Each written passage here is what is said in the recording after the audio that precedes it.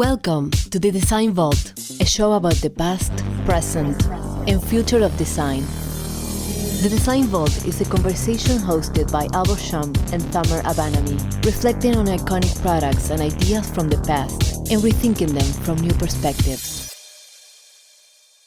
The views and opinions expressed in this program are those of the speakers and do not necessarily reflect the views or positions of any organizations they represent. Albert, how are you doing? Great, Thamer. How are you doing?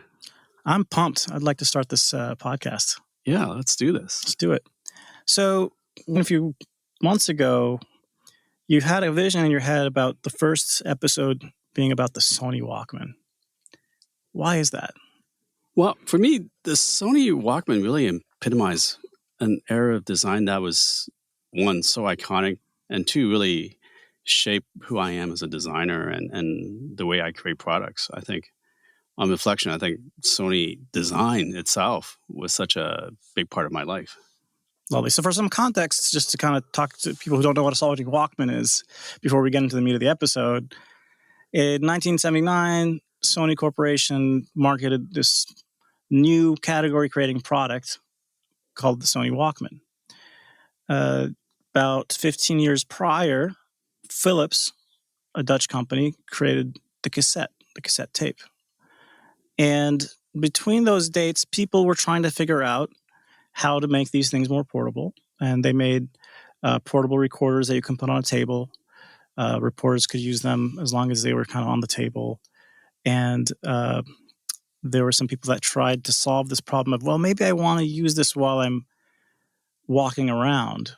But there's a shock that occurs when you are walking, and the internals and the medium doesn't sound good. If you've ever shaken a really cheap Walkman, you know what I'm talking about. And it's worse than that if it wasn't actually a Walkman.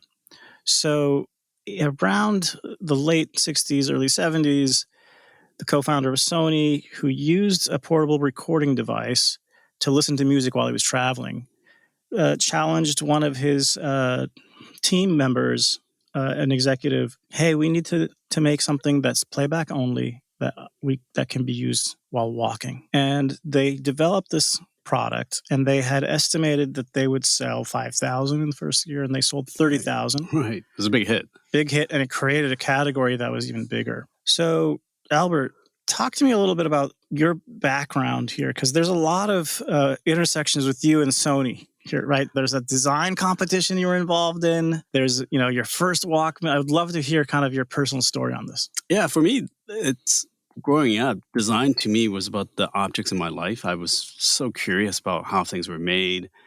And the Sony product, the Walkman, it really, really sparked this curiosity. Wow, how did they make that?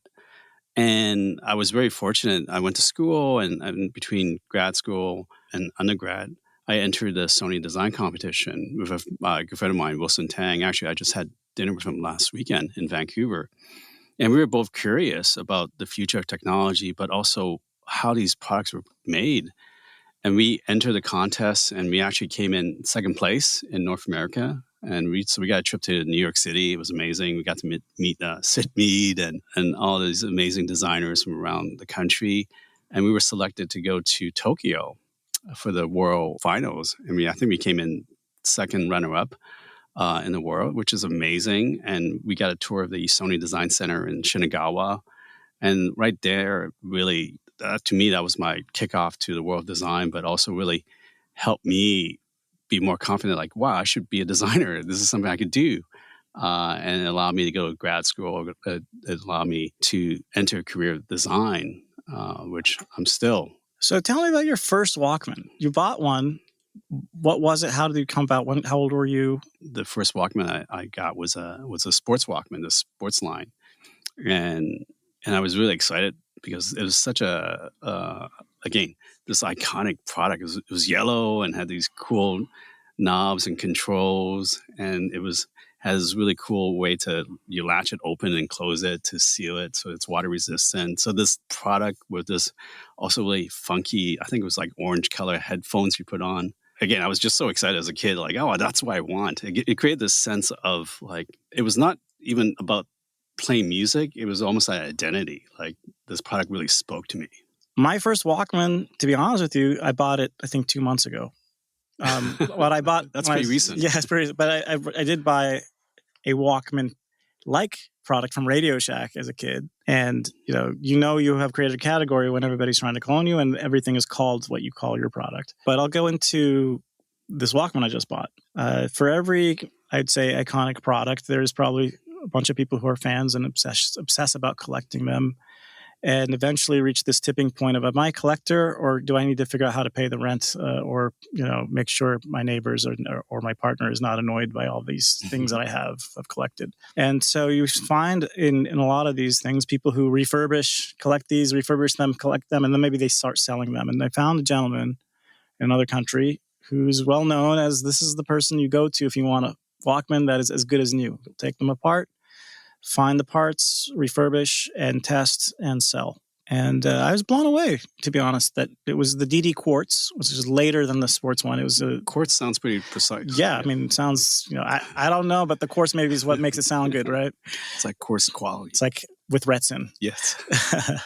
And so I think you and I had coffee, and I brought this Walkman to you. And the experiment we ran is, if we plug in really good headphones that are designed for that output, and a new cassette tape that was mastered with new technology, like a lot of record labels are doing, how would it sound? And so you immediately, when I put the headphones on, you made a few comments about the sound being different. Can you talk to me about that? Yeah, and I forgot the album's name that we were listening to. I think we were listening to Mad Villain. Yeah, Mad Villainy, which is the and one, and maybe this is just nostalgia, but putting on the headphones, putting in the cassette, pressing play or pressing forward to the next track, it really brought me into the experience and be more intentional about listening.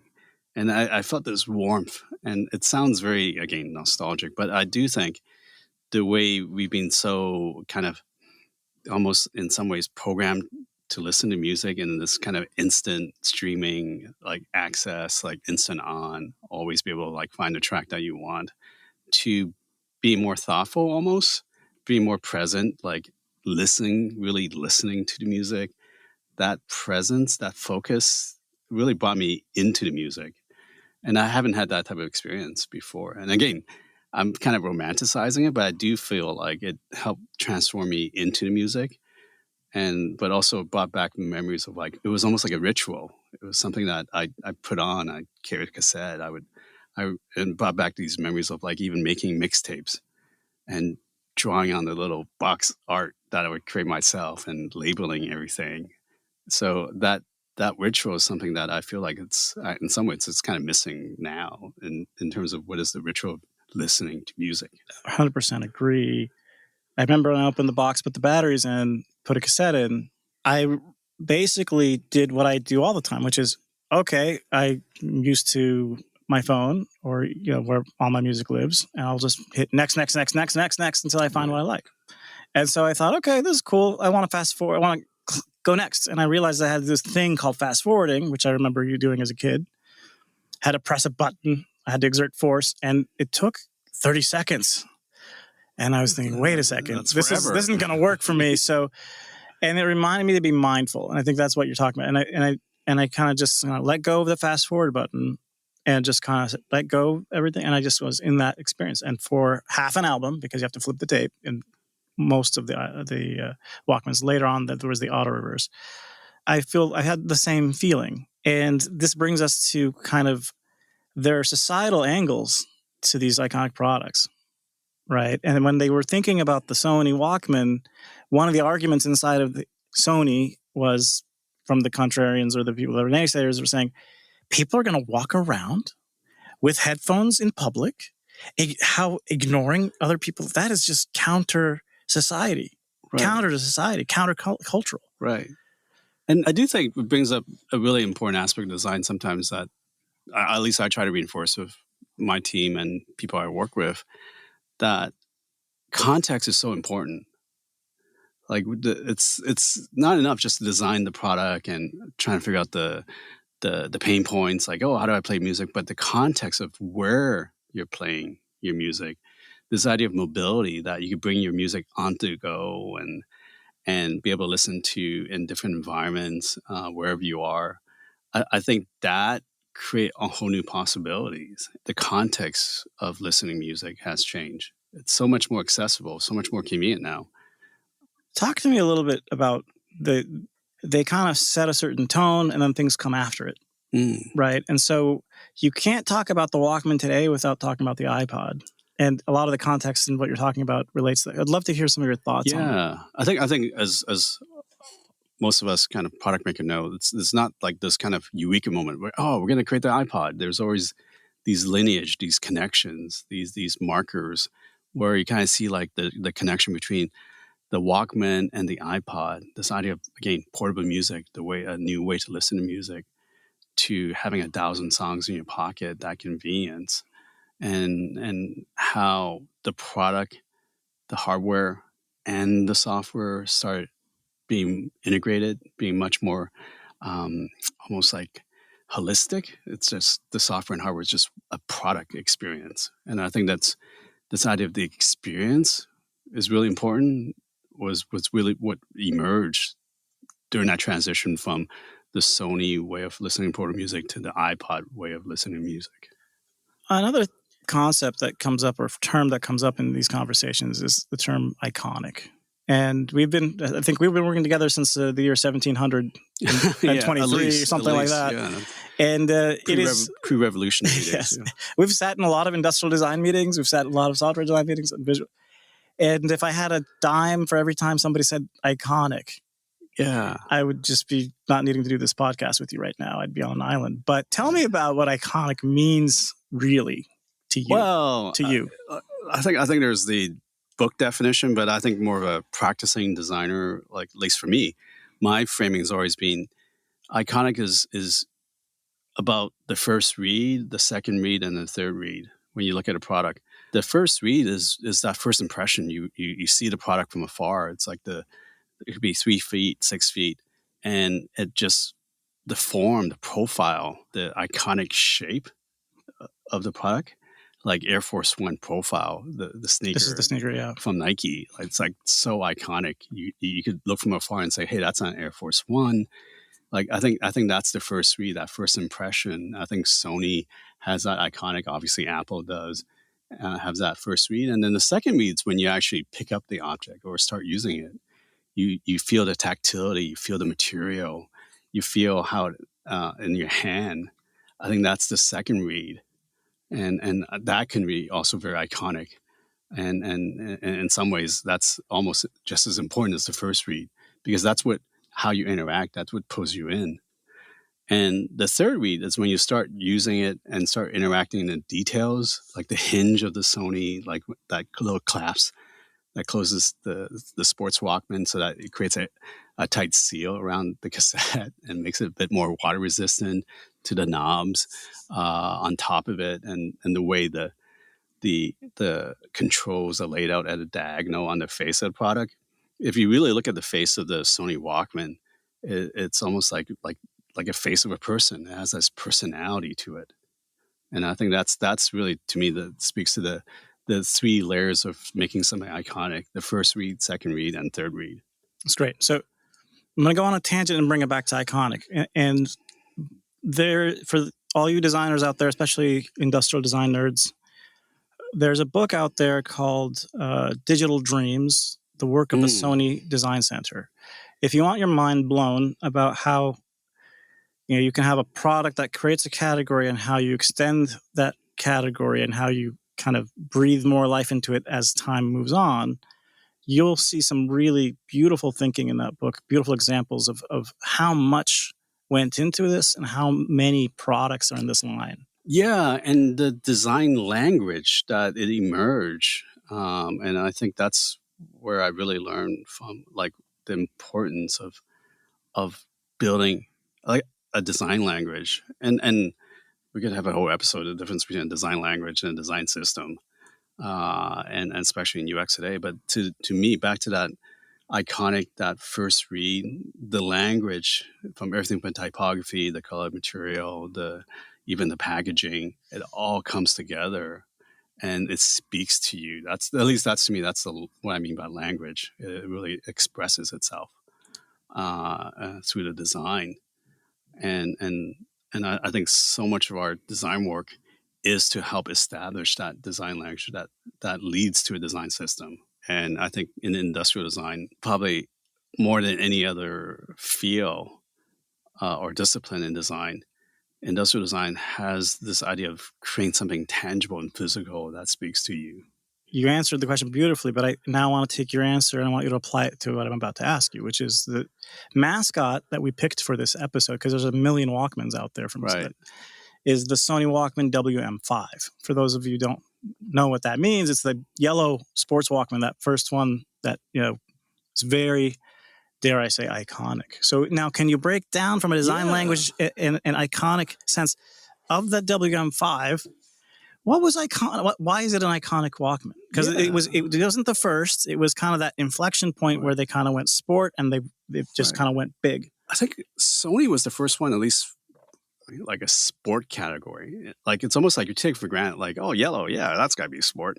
But back then, it was really not the sense of like everything was like silver or black, and it was very monotone, and nothing really popped to like, hey, sport is about active, and you're trying to express motion and movement.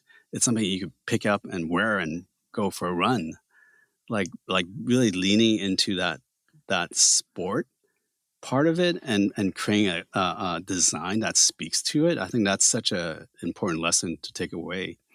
And the iconic yellow, like, and with that durable ABS plastic casing with round, you could like, oh, I could probably drop that, it'll be okay, right? It'll be like shock proof, but also drop proof, impact proof, to having controls that was easily accessible on the front. So when you're running, you could look at it and be able to control it without having to fudge around with it to these big knobs. So that makes it more water resistant, but also easier to control.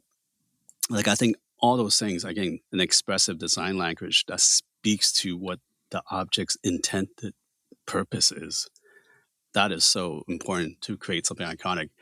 And I think we take it for granted. It's like we could say, oh, form follows function. But actually, the design team was very intentional in their brief, in the way they made a product, in the trade-offs they made to create a sport-specific device. And I think building on that, you had kind of, in our coffee conversation earlier, you were talking about the type on the front. You were talking about how the controls are at a 45. These are things that really weren't around then. Like if you hold one of these kind of 90s or late 80s Walkmans in your hand, that's some big type for the era. There's also like, why are these controls at a 45-degree angle? Right. All these things, because the WM5 and also all the way down to the DD Quartz and those, they all have those same traits, the 45 and the big type. Can you kind of break down some of the thinking about why would they do that? Yeah, creating a language, creating design that speaks to its purpose is so important. And again, I'm using big words, but this idea of authenticity is something that we strive for, meaning there was not something that was purely decorative. It really speaks to like Sony being true to its own design purpose. The great iconic designs are the ones that also have meaning and purpose and intention behind it. It is not purely style to create something iconic. And I think also there's building on that, there's the strength of the brand, the integration of product and marketing strategy. When you look at how the ad campaigns of these Walkmans manifested, they were aligned with the typographic language. They were aligned with emphasizing portability. There was a lot of hand shots, a lot of things that, because it wasn't the case before the Walkman that you could have something this small that you could walk around with. And so there just seemed to be a singular focus from Sony across the disciplines on what's special about this thing. Yeah. I think that's where also I learned the back to intersection. I think where there's, I've said this quite often, where's the product and where's the brand? In some ways, the brand is the product and the product is the brand, right? You can't just say like, oh, you can't separate two. No, the brand is the logo. No. And that emotional connection is so important, I think, in great products. It speaks to you in a deeper way. And Nike, I probably learned more than anything that, it's not just a running shoe. It's a way for you to achieve your potential, right? It spurs you to be more active, to aspire. There's an aspirational element to that design. Like, oh, I'm going to go for a run with music. It makes running more enjoyable. It's going to elevate my experience. It's going to allow me to achieve more because I can run now with music. Like, that seems like marketing speak, but in actuality, it is true. Making running more enjoyable when you can listen to music, we kind of take that for granted now, but it wasn't the case before. And I think Sony, again, great designs are products that achieve that purpose, where it has that functional utility, but also that emotional connection. Thank you for that, Albert. I think what I love about Sony in the 80s, especially, and in the 90s, they were very dialed in. They had really good engineering. They had really good design. They had really good brand. They had really good marketing. And it's that intersectional alignment that I'm always in awe of when I see it executed well. And I've seen that executed well in other places. And I want to talk about you can't talk about the Walkman without talking about the iPod again. And with the iPod, there's this transition of you have this excellent electrical engineering, mechanical engineering going on, product engineering and marketing at Sony. But something happened, Moore's Law, right? These things can have processors and software can run on top. And then the importance of software happens. Yeah, I think, and I'll take this back to more design. I think software and hardware are almost like capabilities, like Moore's Law. Like, well, we can miniaturize and make things more powerful and consume less power. But also Moore's Law, and this is the part I think sometimes we take for granted, allows us to be connected. Like once the internet, once the ability to like be able to download music and even rip music and share it, but also streaming. This either the end-to-end experience, creating a holistic experience where it's the hardware, the software, and the services all coming together in an end-to-end product. I think that's where Apple and iPod really shown the path forward and really disrupted the industry. That no longer can you create these discrete products where like, oh, hardware is done by one team, software is done by another team, and then the service is done by someone else or a different company. Being able to create that whole holistic experience, to me, that's the embodiment of user experience design. Yeah, I really like that framing and kind of to keep going in this Walkman plus others mentality. They thought they were going to sell 5,000. They sold 30,000 and they sold many more. And part of this is around, hey, is there a need for this thing? What is that need? I've worked and you've worked, again, we've worked together since the 1700s, I think.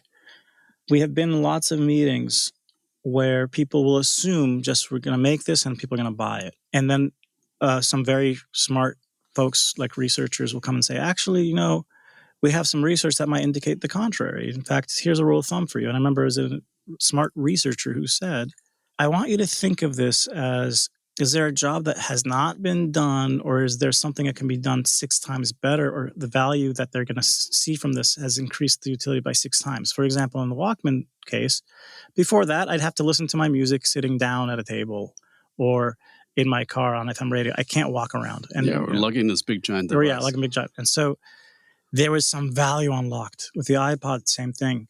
Now I can have a whole music library in my pocket. There has to be these big jumps in value, and so or utility or desirability. And so I want you to break that down for me a little bit. Yeah, there's this kind of classic product making, and especially in this era now of MVP and minimum viable products, where like, hey, we just gotta make something good enough, and then we'll try it out.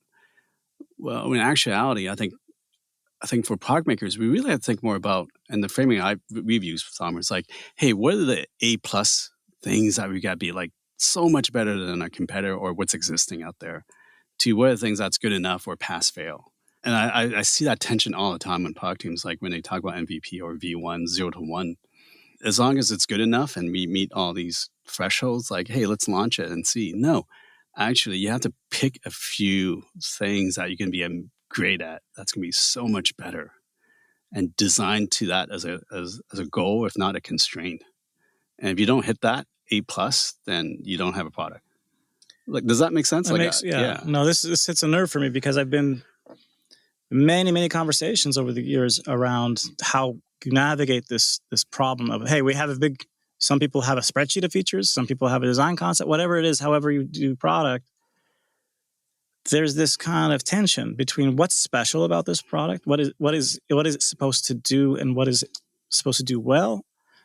And that tension also, there's a tension with, hey, what are the things it has to do just to function? For example, back to A+, et cetera, also we use deliver versus delight.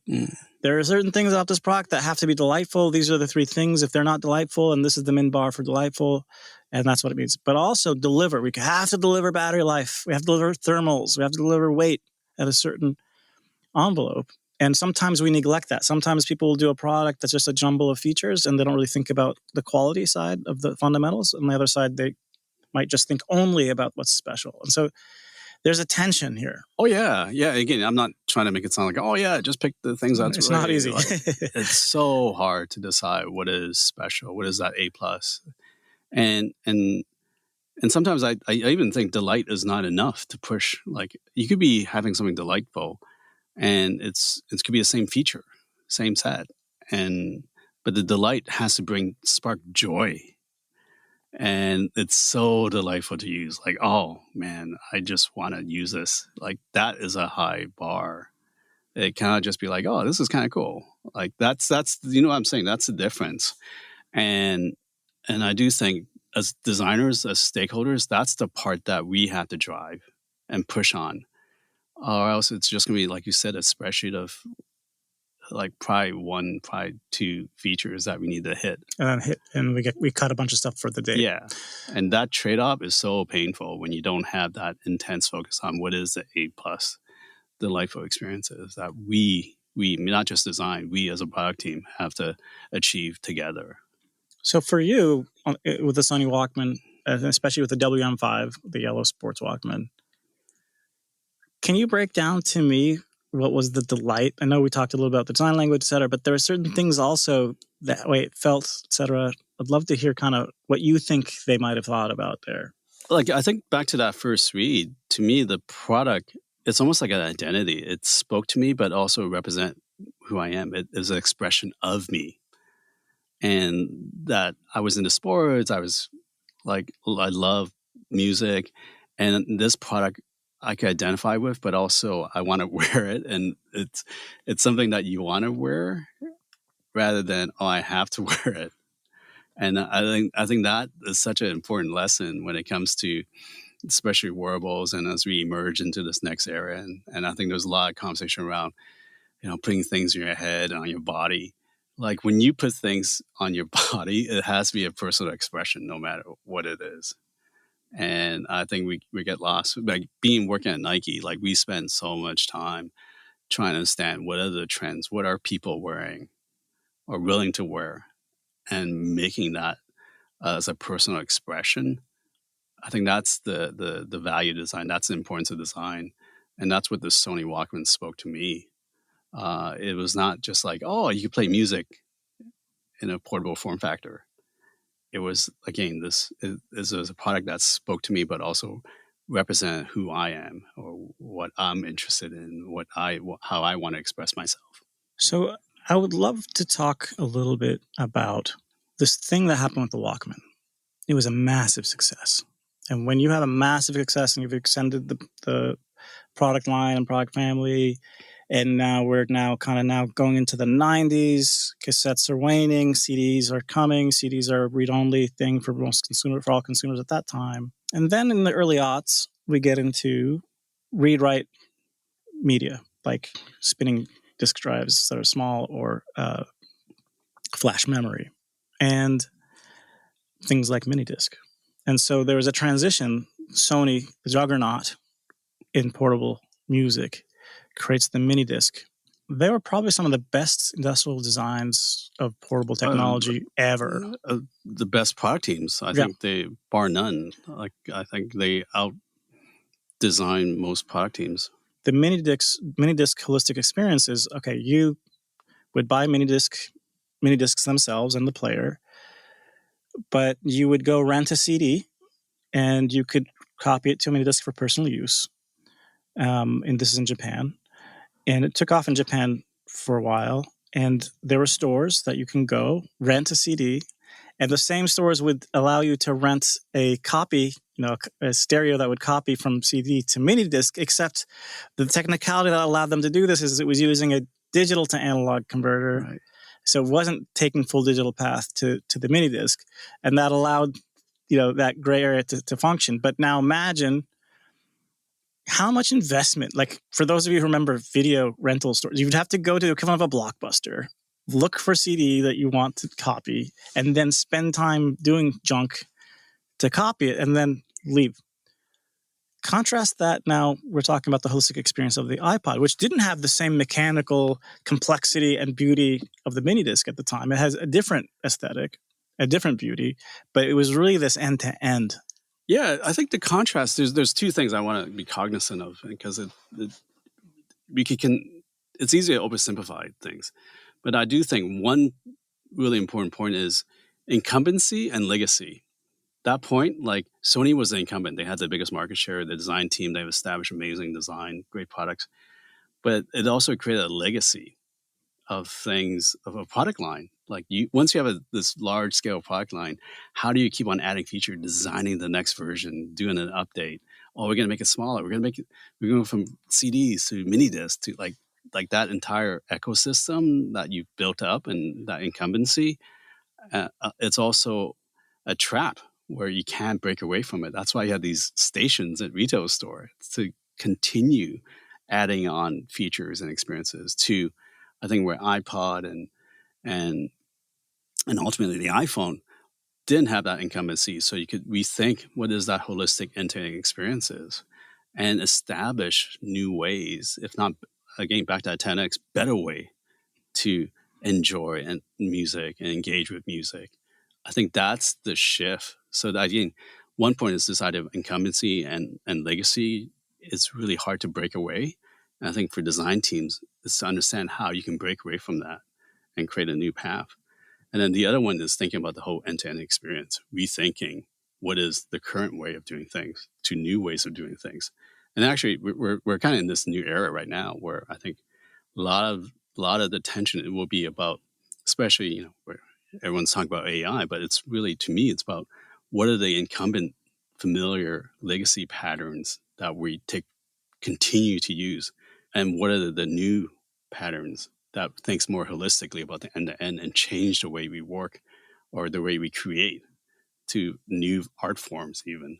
I think that's the path we're going to see emerge in the next 6 months, 12 months.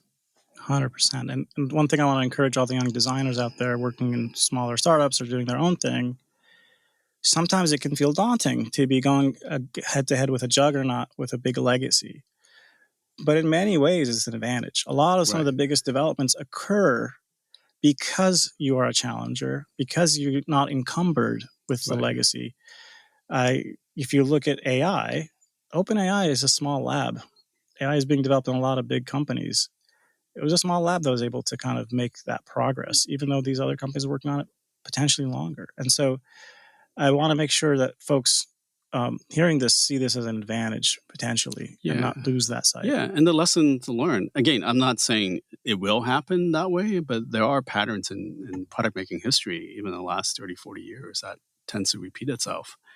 And I think with Sony to the, from the Walkman to the iPod transition, that was obviously a big shift to obviously between Nokia and smartphones with iPhone was another shift. I think we're going to go into another shift similarly in this next era. Albert, I enjoyed this conversation. Thank you so much for sharing your views and inviting me to come along. And for our listeners, I want to remind you that this is a conversation, not just between Albert and myself, but with all of you. And so we would love to hear your feedback on the episode. We'll have some links in the episode notes. But we also would like to know, what was your first portable music listening device? For some of you, it was a phone. For some of you, it was a flip phone. So for some of you, it might have been a Walkman. For some of you, it might have been something else. We'd love to hear what your first listening device was and what your most memorable music experience or story with that specific device was growing up. And if you could share that with us, we would love to hear and share some of those stories with our listeners in future episodes. But Albert, thank you so much for the thoughtfulness that went into the idea for this podcast and your thoughts and the conversation today. Really appreciate it. Yeah, thank you, Farmer. And for listeners, for collaborators, I think Design Vault, hopefully, is a forum. It's a conversation, like you said. But more importantly, it's a place for us to share ideas and share our learnings. The Design Vault is not to keep everything in. It's actually, in some ways, how do we take what we've learned from the past and help move it forward as we kind of go into this new era of design. And I do think the world of design is going to continue to change and evolve. And I want to be part of that conversation, but more importantly, help navigate the change and create the change that we all want rather than change happening to us. So I feel excited about this series, but also having the conversation about what we can learn from the past to bring it forward to the future. So thank you for joining us. Thank you, Albert. Thank you for listening. The Design Vault is brought to you by hosts Albert Shum and Thamer Abanami and is produced and edited by Romina Hakim, Tonio Telles, and Poonam Patel, with music by Red Lips Media, brand design by Rafael Poloni. Join the conversation on social media at the Design Vault Podcast on X and Instagram. You can find links to today's show notes and every past episode at thedesignvaultpodcast.com.